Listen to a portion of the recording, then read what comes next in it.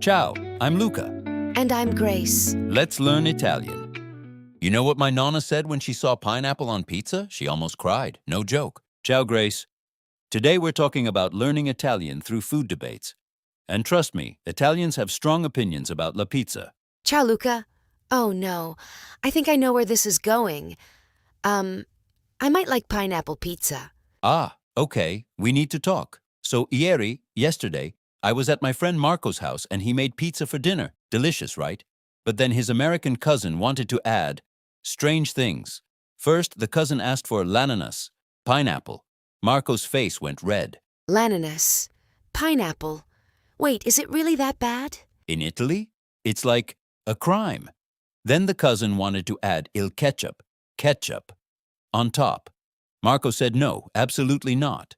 In Italy, we respect gli ingredienti, the ingredients. Fresh, simple, traditional. Gli ingredienti? The ingredients. So, what can you put on pizza?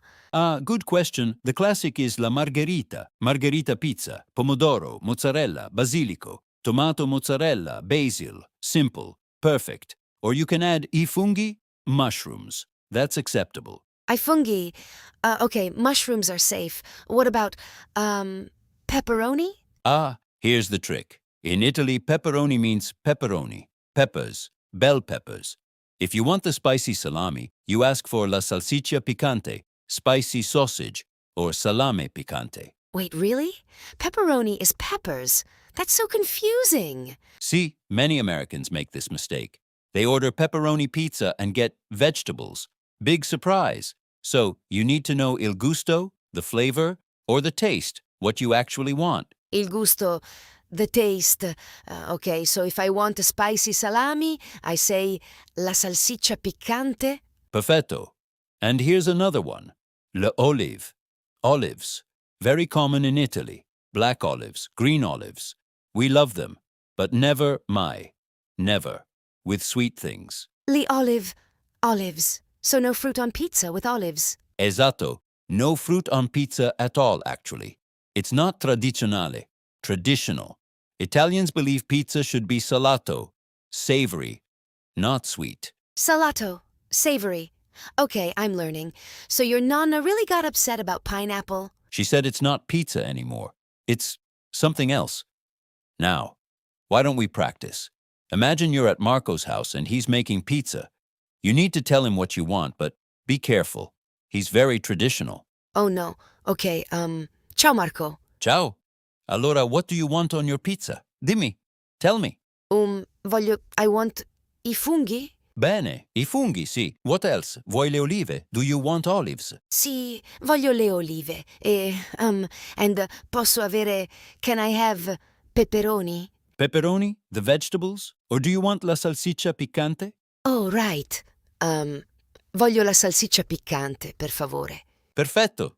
Okay, good choices. The pizza is almost ready. Now Marco asks, vuoi il ketchup? No, I remember, no ketchup. Non voglio il ketchup. It's not, how do you say traditional? Non è tradizionale. Brava. Marco is smiling. You passed the test. But then, his cousin comes in and says, I'm adding pineapple to mine. What do you say? This is hard because I actually like it, but I'll say, l'ananas non è tradizionale? Esatto. And Marco says, in Italia, l'ananas sulla pizza è un crimine, a crime. He's joking, but also serious. See, in Italy, we have strong feelings about food. It's not just il gusto, the taste. It's cultura, culture. Wow, I had no idea it was such a big deal. See, food is identity. When you change gli ingredienti too much, it's like disrespecting the tradition. Marco's nonna taught him to make pizza. Her nonna taught her. It's passed down. That's actually really beautiful. So, I should probably not mention I like pineapple pizza when I go to Italy. Maybe keep that secret. Okay, now let's review. Tell me, what's the word for ingredients? Gli ingredienti. Perfetto. And if you want to describe something as traditional? Tradizionale. Brava. Now imagine you're describing pizza to a friend. Use il gusto, the taste. Make a sentence. La pizza con I funghi ha un buon gusto. The pizza with mushrooms has a good taste. Perfetto. Ha un buon gusto. Good taste. Now, what if the pizza is too salty? Not salato.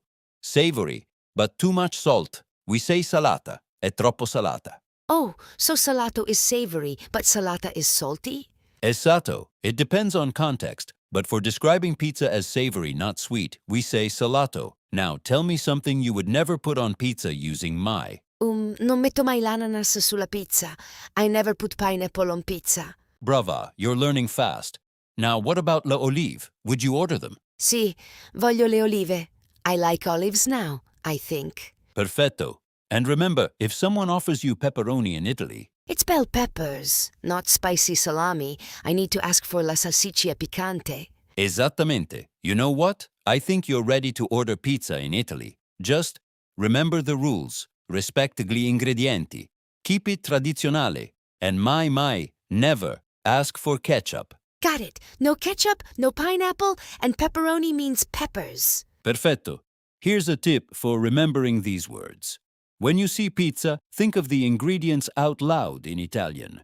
I funghi, le olive, la salsiccia piccante. Make it a game. That's a great idea. I'll practice next time I order pizza. Brava, Grace. You did amazing today. And speaking of traditions, next time we're going to learn how to say goodbye properly in Italian, because there's one phrase that Italians always say when they leave, and if you don't say it back, they'll think you're angry with them. Grace is going to need this one. Wait, what? There's a special goodbye rule too? Oh yes, and it involves making promises you might not keep. See you next time, Grace. Ciao Luca, now I'm curious. Ottimo lavoro oggi. You did a great job today. That was so fun.